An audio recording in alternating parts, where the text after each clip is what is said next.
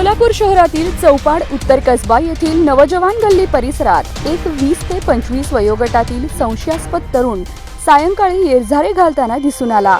या तरुणाने गल्लीतील लहान मुलांशी संवाद साधण्याचा प्रयत्न केला।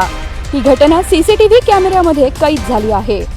सीसीटीव्ही फुटेजमधून दिसलं की या व्यक्तीने नागनाथ मंदिराजवळ पाटील यांच्या घरासमोर थांबून गल्लीतील मुलांवर लक्ष ठेवले।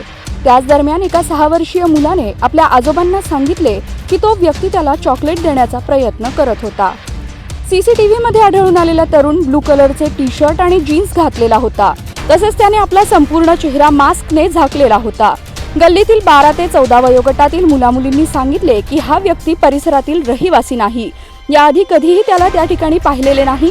दरम्यान या घटनेला परिसरात खळबळ उडाली आहे।